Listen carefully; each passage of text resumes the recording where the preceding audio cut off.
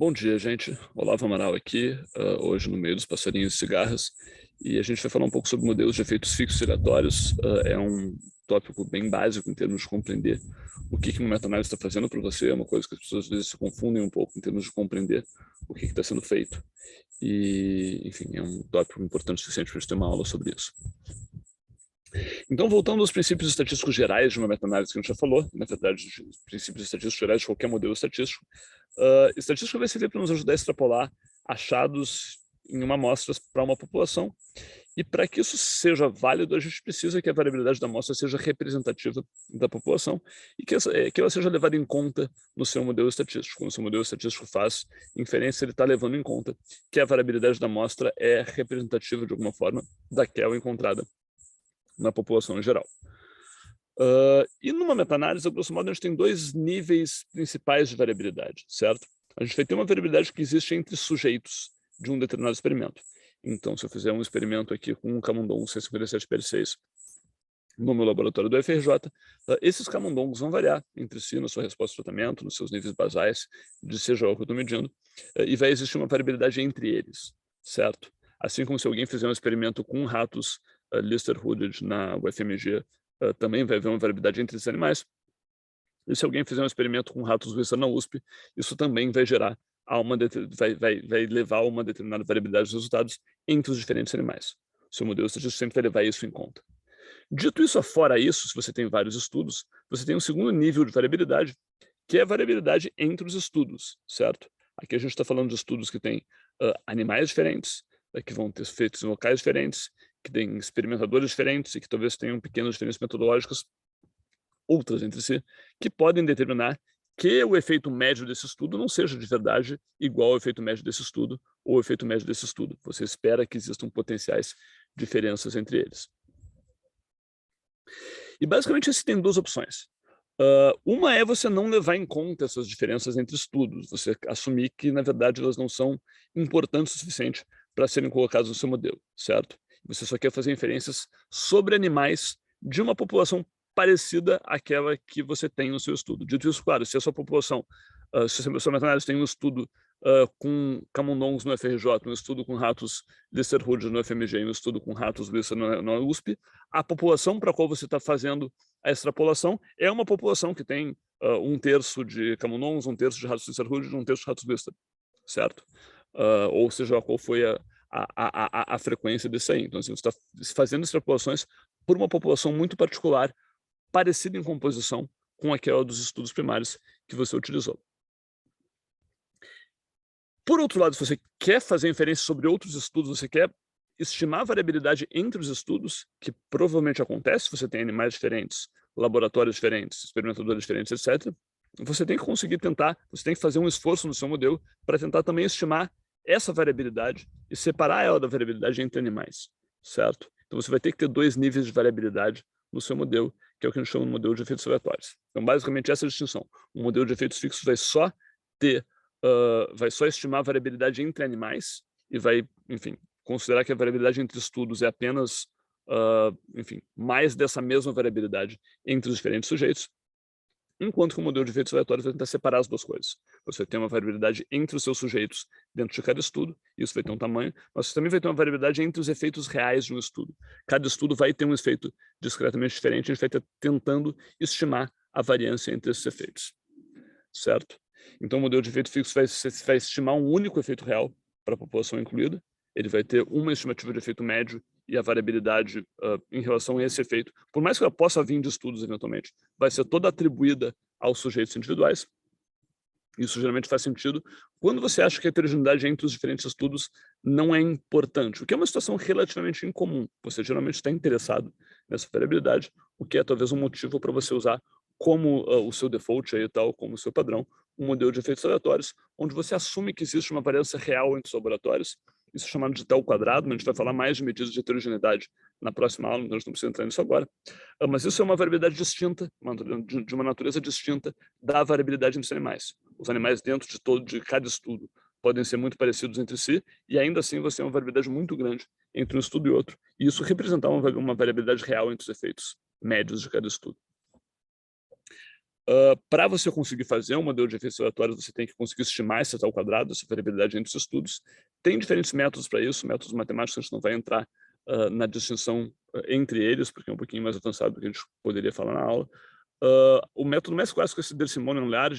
Dito isso, hoje em dia, a maior parte das fontes recomenda que se use esse método chamado RML, ou Restricted Maximum Likelihood, que atualmente provavelmente é o default da maior parte das análises.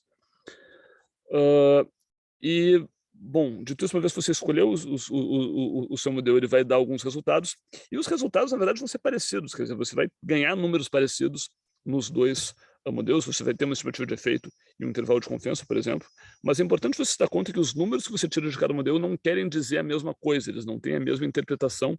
Você comparar o intervalo de confiança de um modelo de efeitos fixos e um modelo de efeitos aleatórios, no fundo, é comparar maçãs com laranjas. Então, no seu modelo de efeitos fixos, de novo, a sua estimativa de efeito e o seu intervalo de confiança dizem respeito ao efeito médio em uma população semelhante à incluída nos estudos que você analisou. Então, de novo, se você tem 1/3 de camundongos C57BL6 no FRJ, 1/3 de ratos de Sarkozy no FMG e 1/3 de ratos Wistar na USP, enfim, a população para a qual você está tentando estimar o seu efeito é uma população que tem mais ou menos essa composição, certo? Se você chama uma composição de 50% Wistar, 50% camundongo, balbo C, a sua estimativa de efeito já não serve, né?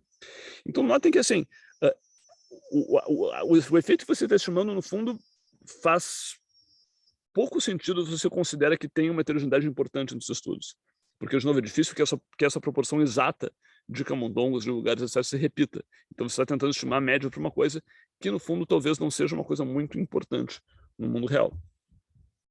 Já no modelo de efeitos aleatórios, você está tentando estimar um efeito que diz respeito ao efeito médio em uma população de estudos genéricos, da qual aquela sua amostra de estudos é representativa. Então, se você está assumindo que a variabilidade entre os estudos que você incluiu seja representativa da variabilidade mais geral dentre estudos nessa área que você está, enfim, estudando, que talvez seja uma suposição razoável, se você fez uma boa revisão sistemática e tentou pegar um universo representativo, o mais representativo possível dos estudos dessa área, você vai estar fazendo inferências que dizem respeito à média dos estudos em geral, certo? Independente da composição específica deles aí e tal. Isso, de maneira geral, é uma informação mais útil, quer dizer, isso é uma inferência que diz respeito a alguma coisa do mundo real, assim e tal. Mas, claro, eu estou assumindo também que você está estimando bem a variabilidade nos estudos. Você só escolheu 2 ou 3 estudos aqui e fez uma média desses, talvez você não esteja realmente uma coisa que é representativa da literatura como um todo. Então, assim, a boa performance do modelo de efeitos aleatórios depende um pouquinho também do quão boa foi a sua revisão sistemática. Em termos de diferenças práticas, o que quer dizer isso? Bom, na verdade, como você está estimando, fazendo uma inferência muito mais restrita no modelo de efeitos fixos, as suas inferências tendem a ser mais precisas. E elas tendem a ser elas tendem a respeitar mais o peso dos estudos individuais. Quer dizer, o peso de cada estudo aqui vai ser diretamente proporcional ao tamanho do estudo e ao quão bem ele está estimando enfim, o seu efeito. Então, se você tem um estudo que é muito maior do que o outro, por exemplo, ele vai ter um peso que é proporcionalmente muito maior do que o outro aqui. Então, se a gente olhar, por exemplo, a diferença entre esses dois estudos. No modelo de efeitos aleatórios, isso não é tão...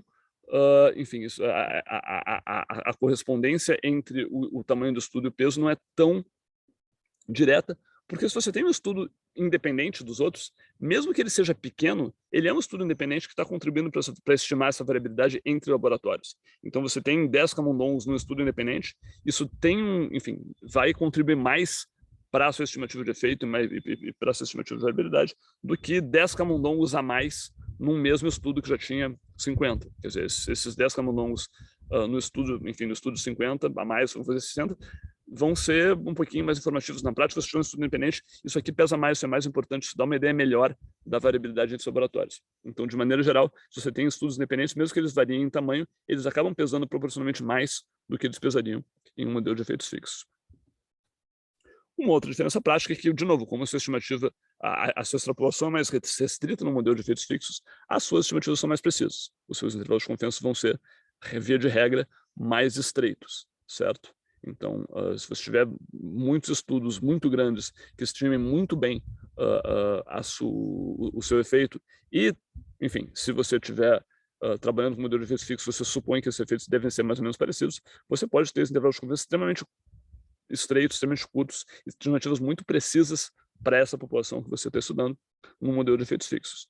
No modelo de efeitos aleatórios, como em tese os estudos têm uma variabilidade entre si, por mais que você estime muito bem o efeito em cada um deles, ainda assim você vai estar estimando efeitos diferentes, certo? Então, por mais que você aumente o sample size de cada um dos estudos, você vai seguir tendo uma estimativa aqui que tem um intervalo de confiança amplo, não porque os estudos, enfim, cada estudo estima muito bem efeito, mas existe variabilidade entre estudos. Então, se você está falando de outros estudos de maneira geral, você tem um intervalo grande em que eles podem cair, né?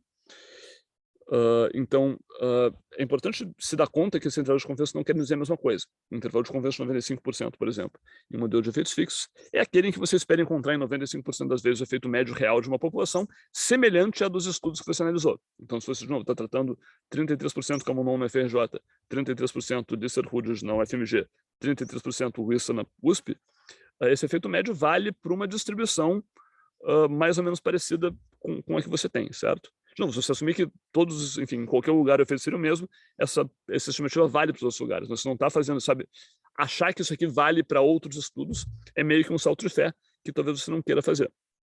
Já no modelo de efeitos aleatórios, o intervalo de confiança é aquele em que você espera encontrar em 95% das vezes o efeito médio real dos estudos em potencial que podem existir, que tem uma variabilidade semelhante à da sua amostra. Então, de novo, você está tentando estimar uma coisa que é mais relevante. Note que ainda assim você está falando de intervalo de confiança, quer dizer, é onde você espera encontrar em 95% das vezes o efeito médio, e não 95% das vezes você não vai encontrar 95% dos estudos dentro do intervalo de confiança. Se esse é um número que interessa para você está falando não de um intervalo de confiança, mas de um intervalo de predição. Então, o intervalo de predição de 95%, por exemplo, é a faixa onde você espera encontrar o efeito de 95% dos estudos em potencial, a partir de um modelo de efeitos aleatórios. Isso também é calculável.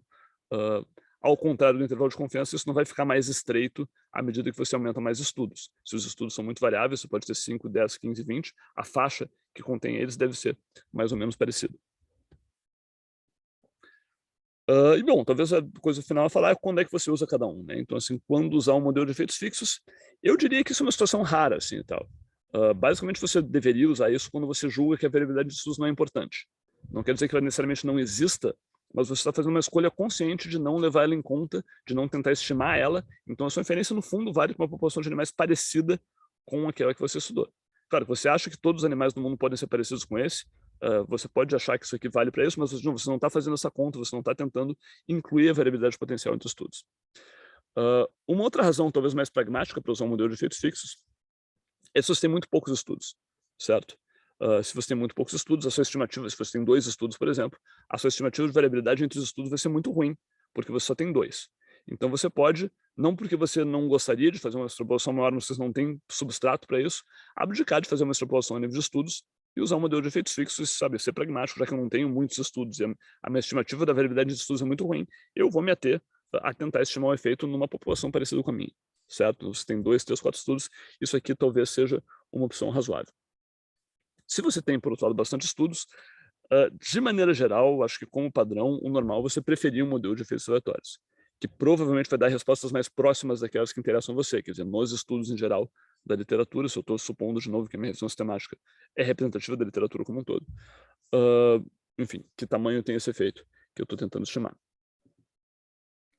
E acho que uma coisa importante, uma recomendação importante é não automatizar essa decisão. Assim, uma prática ruim, que você vai ver muita gente fazendo na literatura, é rodar um teste de heterogeneidade, quer dizer, ver até que ponto os valores dos diferentes estudos divergem, e a partir daí fazer uma opção entre o modelo de efeitos fixos e o modelo de efeitos aleatórios.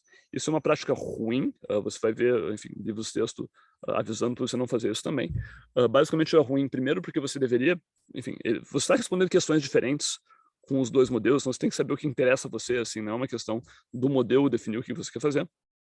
E a segunda é que, na verdade, testes de heterogeneidade, deixa eu falar um pouquinho mais deles na próxima aula, têm limitações, eles têm poder de ser limitados, então só porque o seu teste não detectou uma heterogeneidade significativa com um P menor que 0,05, ou seja, o que você usou, não quer dizer que não exista variabilidade real entre os estudos. Você tem uma boa razão para acreditar que ela existe, você quase sempre tem, você deveria optar por um modelo de efeitos aleatórios, independente do que o seu teste de heterogeneidade mostrou naquela sua amostra em particular, porque, de novo, o teste tem problemas de poder estatístico, como qualquer outro teste estatístico.